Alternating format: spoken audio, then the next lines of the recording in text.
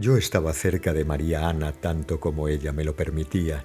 Me encantaba poner mis manos sobre el vientre hinchado de aquellas hermosas mujeres cuyos bebés concebidos en la luz eran como los míos propios. Les enseñé cómo entrar en comunión con las almas que estaban creciendo en su vientre. Cada alma traía frecuencias de luz muy altas, directamente del trono de Dios. Ayudamos a cada alma que iba a encarnar a mantener en perfecta alineación sus patrones complejos de energía multifacética. Junto con Metatrón y los arcángeles Serafín y Querubín, tejimos y codificamos las rejillas de ADN con enorme cantidad de información. Preparamos las frecuencias dentro y alrededor de las madres, los esposos y la comunidad, de modo que aquellas preciosas almas pudieran entrar en este plano tan armoniosamente y sin dolor como fuera posible. En enero, el esposo de Judith, Justiniano, que acababa de regresar de Roma, nos trajo noticias inquietantes. Nos dijo que César Augusto había decretado realizar un censo de la población del imperio durante las 3 semanas después del equinoccio de primavera. Requería que todas las familias fueran a la ciudad de origen de sus ancestros para ser registradas por los recaudadores de impuestos y jurar lealtad a Roma. La comunidad del Carmelo se reunió para discutir sobre aquel reto que el César nos imponía. Muchos de nosotros estábamos furiosos por tener que dividir nuestra lealtad entre Dios y el César. En medio de aquella polémica, nuestra atención se dirigió de pronto al fuerte golpeteo que José ben Jacobo hacía con su bastón sobre el suelo de piedra. En silencio nos volvimos hacia José, que acababa de abrir el pergamino que contenía las palabras de Miqueas el profeta. Y entonces leyó: «Pero tú, Belén Efratá, aunque eres pequeña entre los miles de Judá, de ti saldrá aquel que ha de gobernar Israel, aquel cuya venida ha sido predicha desde el principio, desde los días de la eternidad. A partir de ahora el Señor los abandonará hasta el momento en que ella, que está de parto, haya dado a luz. Luego el resto de sus hermanos volverá junto a los hijos de Israel, y él se alzará y cuidará de su congregación con la fuerza del Señor, con la majestad del nombre del Señor, su Dios. Y el pueblo se restablecerá, pues su dominio se extenderá hasta los confines de la tierra, y él mismo será la paz». Así leyó las palabras del profeta Miqueas, y todos empezamos a entender que el Creador estaba orquestando un propósito divino, usando a César como instrumento para cumplir la profecía. José sugirió que en lugar de desperdiciar nuestra energía discutiendo, todos los que pertenecían a la casa de David y cuyas familias procedían de Belén, se reunieran y agruparan sus recursos para que el necesario viaje pudiera hacerse de la manera más cómoda y segura posible. Teníamos que tener en cuenta además que había mujeres cuyos embarazos estaban llegando a su fin, como María Ana y Rebeca. Era penoso imaginar el largo camino que tenían que hacer con su vientre tan grande. Durante las semanas siguientes, José organizó los recursos de nuestra comunidad para conseguir vagones, suministros y hombres fuertes que asegurarían que el viaje transcurriera sin problemas. El frío del invierno había pasado y la primavera estaba en el aire. La Pascua llegaría pronto. La cosecha temprana de los cereales de invierno y la temporada de parto y esquila de las ovejas requería nuestra atención antes de poder iniciar el viaje. Además, teníamos que entregar una parte de nuestra cosecha a los recaudadores locales de impuestos. A fin de que nuestra comunidad se quedara siempre con un pequeño grupo de hombres clave, nos dividimos según las tribus de origen y nuestros destinos y espaciamos los tiempos de partida. Con suficientes miembros de la comunidad viajando en grupos, no tendríamos que preocuparnos por las bandas armadas de ladrones que robaban a los incautos en los caminos. En lugar de sentir lástima por nosotros mismos, elegimos sacar el mejor provecho de aquella circunstancia desfavorable. Preparamos un carro lleno de mantas y tirado por 2 bueyes robustos para María Ana y Rebeca. Una semana antes de nuestra partida tuvimos una maravillosa sorpresa cuando Rebeca dio a luz a una hermosa niña llamada Mariam. Los niños más pequeños y los ancianos viajaron en carros. Yo monté en una mula. Las otras mujeres montaron en burros, camellos o caminaron. La mayoría de los hombres y los niños iban a pie. Nos llevamos nuestros instrumentos musicales, alimentos, tiendas y forraje para los animales. Cantábamos mientras caminábamos, contábamos historias alrededor de las fogatas y nos turnábamos con las tareas necesarias en nuestra travesía que nos llevaba por las carreteras romanas pavimentadas con adoquines. Al pasar por las afueras de Jerusalén, el camino se hizo más ancho, pavimentado con piedras cortadas y colocadas por las guarniciones y esclavos romanos. Los acueductos y pozos profundos que encontrábamos en el camino suministraban abundante agua. Nos sentimos protegidos y bien cuidados hasta que llegamos a las estrechas calles de Belén, atestadas de una multitud tumultuosa de personas, animales y medios de transporte. Los soldados romanos estaban por todas partes. Sus espadas y lanzas se erigían hacia el cielo y sus látigos golpeaban las espaldas de los esclavos y transeúntes ingenuos que no conocían el protocolo adecuado. No había visto tanto ajetreo desde que dejé Alejandría. Más allá de Belén, cerca de Etam, donde había vivido hacía mucho tiempo, había un valle regado por un pequeño manantial. Aquella tierra pertenecía a un pariente lejano, el padre de la esposa de mi hijo Lucas, Abigail. Allí nos refugiamos, lejos del ruido del pueblo atestado. Establecimos nuestro campamento cerca del pozo que daba de beber a sus ovejas y ganado. Era bonito estar rodeados de nuestros amigos y familia cercana. Esperábamos a otros miembros de la familia que vendrían de Galilea, Judea y Samaria. Para levantar el ánimo, aprovechamos esta oportunidad para crear una maravillosa reunión familiar. La hermana de José ben Jacobo, Isabel, quien también era prima paterna de María Ana, había dado a luz a su hijo concebido en la luz 6 meses antes. Hacía 20 años que Isabel no concebía. Su vientre había estado estéril los últimos 8 años desde el cese de su sangrado mensual.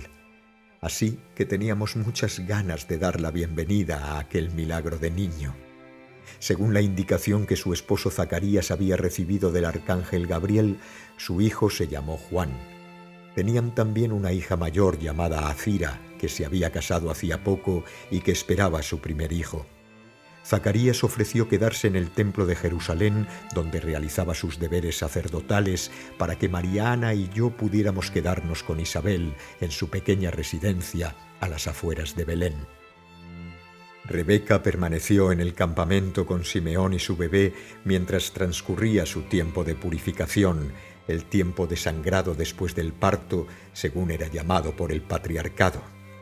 José iba y venía del campamento todos los días. Cuando llegó el primer día de empadronamiento para la gente de Galilea, fuimos ante los censistas y recaudadores de impuestos de Belén. Fue una experiencia terrible, por más que traté de mirarlo con filosofía. Cuando por fin terminamos, al atardecer, comenzaron las contracciones de parto de María Ana. José la sentó en el burro fiel de Isabel y nos apresuramos a llevarla a una pequeña habitación de la casa de Isabel, situada encima de un establo que daba a corrales cercados y cuevas en la ladera que se utilizaban para guardar animales y como almacén.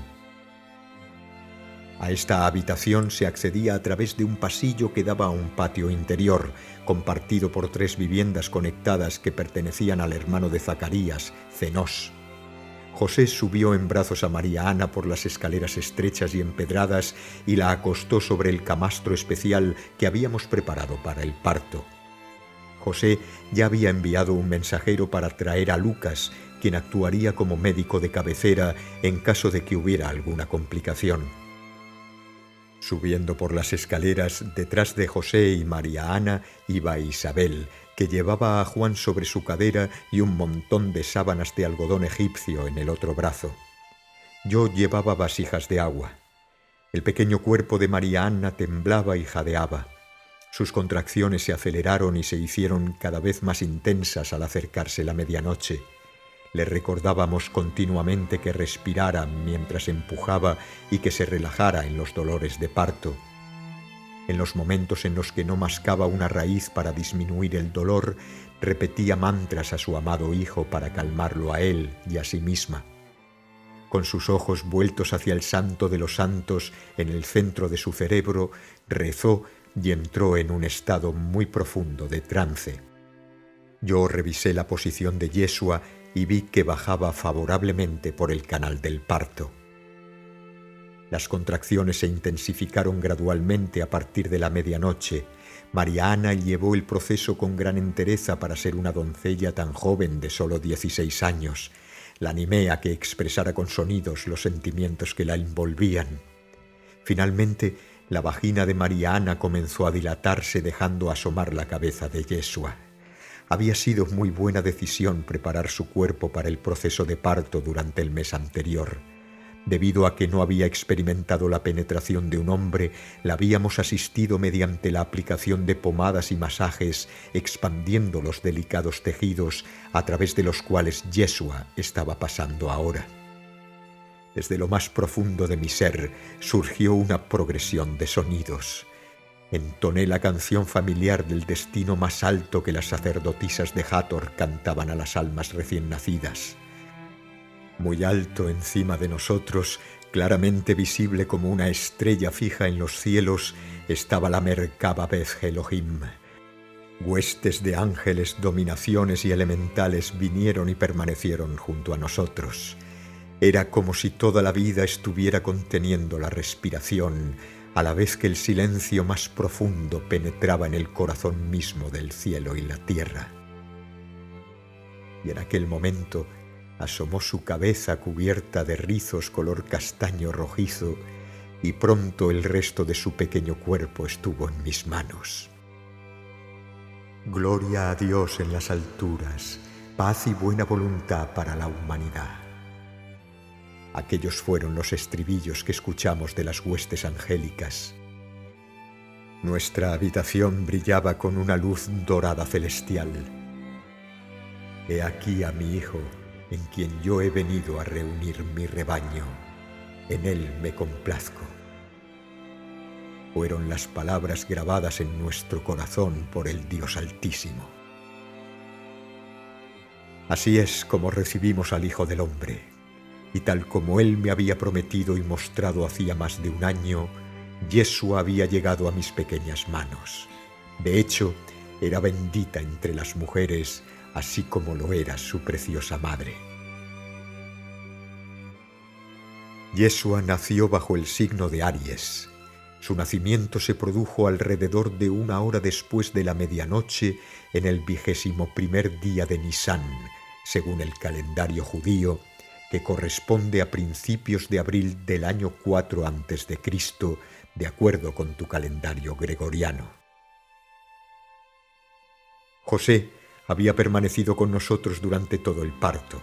A veces caminaba de un lado a otro intentando no interferir con el trabajo de partería en el que las mujeres mayores estábamos absorbidas. Se añadía al dilema incómodo de José su timidez, pues a pesar de que era el esposo de María Anna, aún no había tenido relaciones sexuales con ella. Sin embargo, en el momento en que Yeshua comenzó a salir, José estuvo inmediatamente a mi lado. Varios días antes del parto, José había ido al establo de abajo y había encontrado una pequeña caja de madera para cribar el maíz que se utilizaba para alimentar a las ovejas y a las cabras. La habíamos lavado y forrado con vellón de oveja y la paja más fresca que se podía encontrar en aquella época del año, y sobre ello añadimos sábanas plegadas de suave algodón egipcio. Este humilde pesebre más tarde acogería al pequeño Yeshua para que María Ana pudiera descansar. Juan estaba en una cuna cerca del camastro de Isabel. Había permanecido completamente despierto durante todo el parto. A veces se ponía a llorar e Isabel le daba de mamar mientras lavaba y refrescaba la cara y las manos de María Anna. Cuando María Anna requería más atención, Juan era acostado en su cuna o puesto en los brazos nerviosos de José. Juan prefería estar en el meollo de las cosas, y así fue como observó el nacimiento de su primo, cuyo camino abriría y prepararía. Mientras Isabel atendía la expulsión de la placenta de María Anna, puse suavemente a Yeshua sobre el vientre de su madre, con el cordón umbilical todavía unido. Después puse la placenta en aceites conservantes dentro de un recipiente especial para enterrarla después en una ceremonia. José se inclinaba sobre su hijo y su amada María, como él la llamaba. Esperamos en silencio hasta que el pulso de vida del cordón umbilical que conectaba a María con su bebé finalmente se agotó, y entonces cortamos y atamos el cordón umbilical y lavamos al bebé recién nacido. Allí estaba, había nacido a salvo. Alabamos al Dios Padre Madre con todo nuestro corazón, mente y alma, y oramos para tener la fuerza y la sabiduría necesarias para proteger y preparar a Yeshua ben José para que pudiera lograr todo lo que había venido a hacer. Y también nos preguntamos por qué Lucas no había llegado todavía, pero estábamos muy agradecidos de que sus habilidades médicas no hubieran sido necesarias. Aunque todavía estaba oscuro afuera, una gran luz inundaba nuestra pequeña habitación como si fuera mediodía. Después de haber lavado y ungido a María Anna, la llevamos a su propia cama, detrás de una alfombra colgada que dividía la sala de estar. Yeshua fue envuelto con un paño del más fino algodón egipcio que María Anna había preparado doblando las orillas y bordándolo cuidadosamente con un diseño geométrico de colores típicos del linaje de David. Podíamos sentir la presencia de los grandes a nuestro alrededor. Durante las siguientes horas, mientras permanecíamos sentados en silencio, vigilando al niño que dormía en el regazo de María Anna, escuchamos dentro de nuestro corazón la comunión entre seres de otros reinos y dimensiones. En aquel momento, alguien llamó a la puerta. Isabel corrió a abrir y se encontró con su casero y cuñado Zenós, acompañado de Lucas, cuya respiración rápida indicaba que había llegado corriendo. Lucas inmediatamente se acercó a su hermana más joven y al niño Yeshua. Después de lavarse las manos, cuidadosamente procedió a examinarlos y se alegró de que ambos estuvieran sanos y robustos. Tal como había sido entrenado desde su juventud, Lucas hizo más tarde un registro por escrito de la más maravillosa de las historias. Aunque este registro ha sido alterado, ha sobrevivido relativamente intacto a través de los siglos y todavía se conoce en tu día como el Evangelio según Lucas. Lucas se disculpó profusamente por no estar presente en el parto y explicó que había estado asistiendo a otro parto, ayudando a la madre y al niño a sobrevivir a una situación crítica. Sonreí por dentro cuando me di cuenta de que tenían que ser mis manos y no las de Lucas las que recibieran a Yeshua ben José, justo como mi nieto había prometido. Poco tiempo después, Zenós volvió para anunciar que había un grupo de seguidores en la puerta de la calle de abajo. Algunos eran pastores que trabajaban para el suegro de Lucas. Le dijeron que una multitud de ángeles se les había aparecido mientras estaban cuidando de sus ovejas en la ladera. Otros decían que se habían despertado de un sueño muy lúcido en el que les decían que fueran a la casa de Isabel. Sabían que María Anna estaba a punto de dar a luz la última vez que la vieron. A todos les habían dicho que se levantaran y fueran a ver a un niño recién nacido llamado Emmanuel, príncipe de la paz, que era predilecto de Dios, al igual que lo era el hijo de Zacarías, Juan, que más tarde se llamaría Juan el Bautista. Cuando el sol empezó a salir, todos estos amados peregrinos fueron invitados a entrar en turnos. Subían las escaleras que había detrás de la casa principal de Zenós en parejas o tríos y se sentaban un momento en meditación junto al bebé dormido.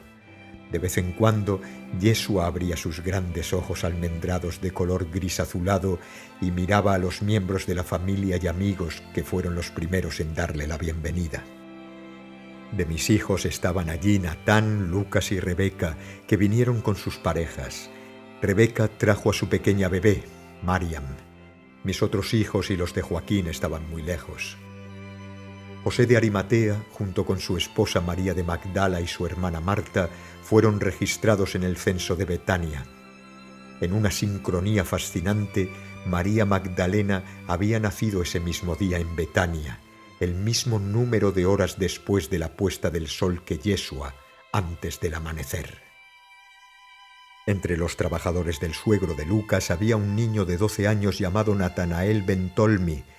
Estaba con los pastores que vieron a los ángeles. En sus brazos llevaba un cordero huérfano recién nacido que traía como ofrenda para Yeshua.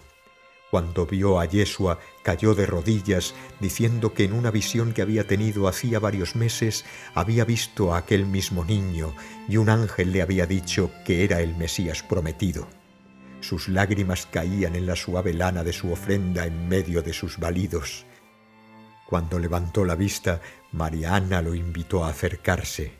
Colocando una mano suave sobre la cabeza de Natanael, ella lo miró fijamente a los ojos y le dijo: «Tú, hijo mío, has sido favorecido por Dios.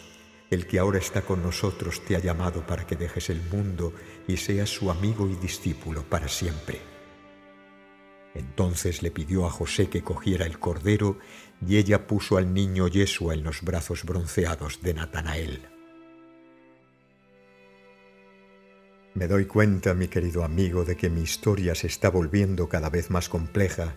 También me doy cuenta de que mucho de lo que estoy compartiendo contigo entra en conflicto con las historias generalmente aceptadas hoy por los cristianos. A pesar de que me arriesgo a crear confusión y conflicto en ti, mi intención es aportar claridad y amplitud de miras.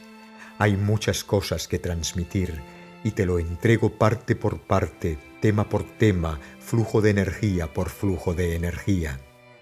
Sin embargo, por favor, no aceptes mi historia a ciegas. Dale la oportunidad de que actúe en tu corazón y luego en tu mente. Te recuerdo que estas palabras están transmitidas de manera que puedan abrir y expandir tu conciencia a fin de que puedas considerar alternativas. Te corresponde a ti discernir la verdad de lo que está contenido en este documento en función de su poder de elevar, transformar y potenciar tu propio conocimiento. Más que ofrecer otra versión de la historia de Cristo, mi propósito más profundo es prepararte para la llegada del Cristo dentro de tu propio corazón. De esta forma, estás siendo preparado para los grandes cambios que se avecinan. Por lo tanto, abre tu corazón y recuerda las energías que has presenciado a través de tus sentimientos. Te diré además que yo estoy aquí contigo. El único propósito de mi venida hace mucho tiempo es estar aquí en este momento presente. No pienses que estoy lejos en el tiempo o en el espacio, o que lo que ocurrió hace 2000 años no tiene relevancia para ti hoy. Ahora mismo estás en medio del proceso de reescritura de tu historia pasada. De hecho, algunos de vosotros habéis venido desde el futuro precisamente para ello. Yo soy Ana del Carmelo y he vuelto para dar testimonio del nacimiento de Cristo en ti. Estoy aquí para recibirte, así como recibí al ungido hace 2000 años. Te proporciono una cronología de hechos e historias de personajes conocidos que has estudiado. Sin embargo, es más importante la transmisión de frecuencias de transformación que las palabras a través de las que proceden. Si escuchas más allá de las palabras, es posible que recuerdes quién eres realmente y des un paso adelante para cumplir con tu misión, jugando tu parte en este gran drama de la ascensión planetaria que estamos co-creando juntos.